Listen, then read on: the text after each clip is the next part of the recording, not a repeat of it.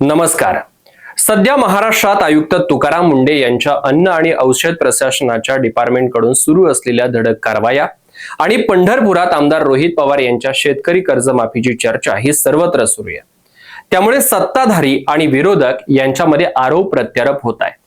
पण आमदार रोहित पवार यांचे शेतकऱ्यांच्या कर्जमाफीसाठी सुरू असलेले आंदोलन आणि आयुक्त तुकाराम मुंढे यांच्या भेसळखोरांच्या विरोधात सुरू असलेल्या धडक कारवाया यात महाराष्ट्राच्या शेतकऱ्यांचा फायदा होणार आहे. समजून घेऊयात आजच्या कट टू कट मध्ये.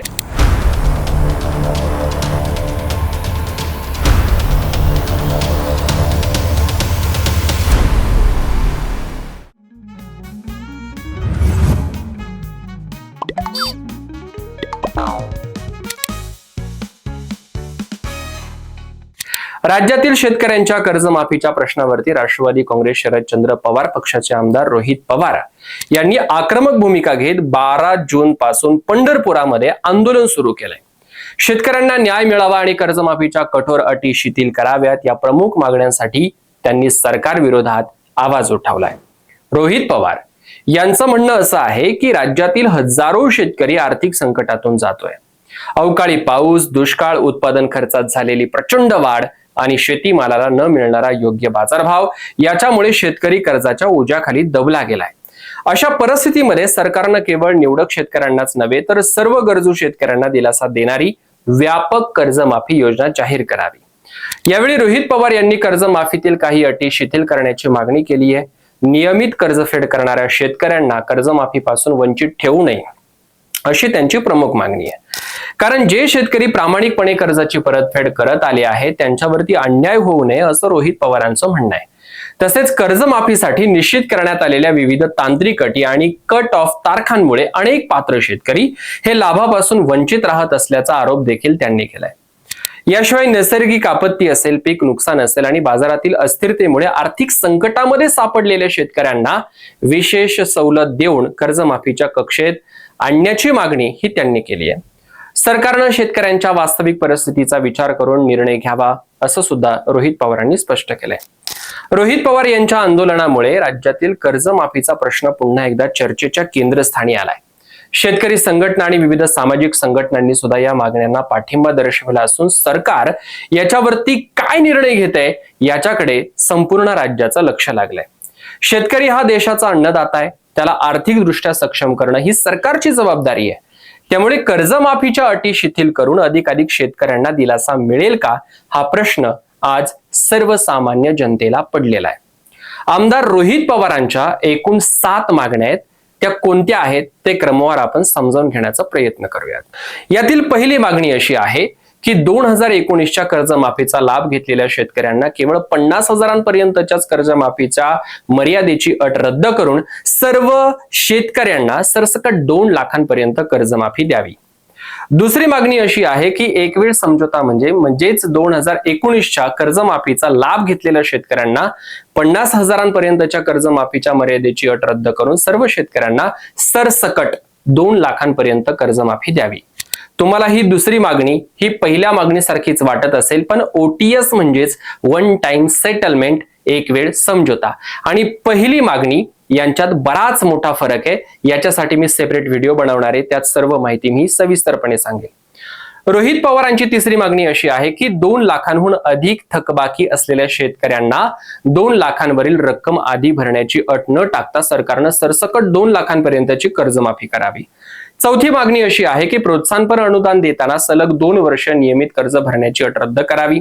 पाचवी मागणी 2017च्या कर्जमाफीसाठी पात्र असून सुद्धा केवळ कागदपत्रांच्या अभावी 2017च्या कर्जमाफीचा लाभ रखडलेल्या 6.56 लाख शेतकऱ्यांना तात्काळ कर्जमाफी देण्यात यावी. सहावी मागणी अशी आहे की पीक विमा योजनेतील शेतकरी विरोधी जाचक ट्रिगर काढून 1 रुपयांमध्ये पीक विमा योजना पुन्हा लागू करावी. आणि शेवटची 7वी मागणी अशी आहे की पेरणीपूर्वी कर्ज खात्यांचे पुनर्गठन करून शेतकऱ्यांच्या खात्यात रक्कम टाकावी जी त्यांना पेरणीसाठी उपयोगी पडेल. आता शेतकऱ्यांच्या हिताची दुसरी बाजू पाहूयात. महाराष्ट्र राज्याचे अन्न व औषध प्रशासन विभागाचे आयुक्त तुकाराम मुंढे यांनी राज्यभर भेसळयुक्त अन्न पदार्थ विरोधात सुरू केलेल्या धडक कारवायांची आज सर्वत्र चर्चा होतीये. भेसळयुक्त दूध, पनीर, दही, मिठाई तसेच बनावट दुधापासून तयार होणाऱ्या विविध पदार्थांवरती मोठ्या प्रमाणामध्ये कारवाई केली जाते. अनेक ठिकाणी छापे टाकून लाखो रुपयांचा माल जप्त करण्यात आला असून नियमांचे उल्लंघन करणाऱ्या गोडाऊनला देखील टाळे ठोकण्यात आले. या कारवाईचा थेट परिणाम केवळ ग्राहकांच्या आरोग्यावरच नव्हे तर राज्यातील लाखो शेतकरी आणि दुग्ध उत्पादकांवरती देखील होणार आहे.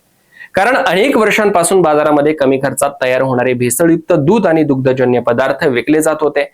त्यामुळे शेतकऱ्यांनी मेहनतीने तयार केलेल्या शुद्ध दुधाला योग्य किंमत मिळत नव्हती. कृत्रिम दूध, भेसळयुक्त पनीर आणि बनावट दुग्धजन्य पदार्थ याच्यामुळे बाजारामध्ये स्पर्धा निर्माण झाली होती. परिणामी शेतकऱ्यांच्या दुधाचे दर हे दाबले जात होते. परंतु आता तुकाराम मुंढे यांच्या कारवाईमुळे बाजारातील भेसळयुक्त उत्पादनांचे प्रमाण कमी होण्यास सुरुवात झाली आहे. जेव्हा बनावट आणि निकृष्ट दर्जाच्या वस्तू बाजारातून बाहेर पडतात तेव्हा ग्राहकांचा कल नैसर्गिक आणि शुद्ध उत्पादनांकडे वाढतो.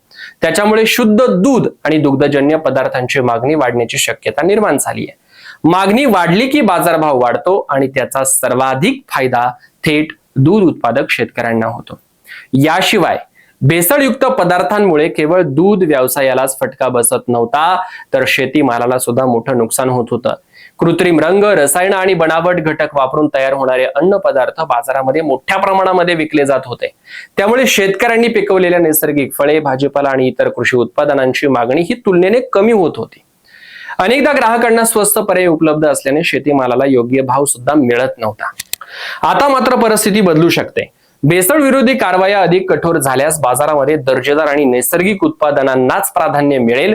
शेतकऱ्यांच्या मेहनतीने तयार झालेला भाजीपाला, फळे, धान्य आणि दूध यांना अधिक मागणी निर्माण होईल.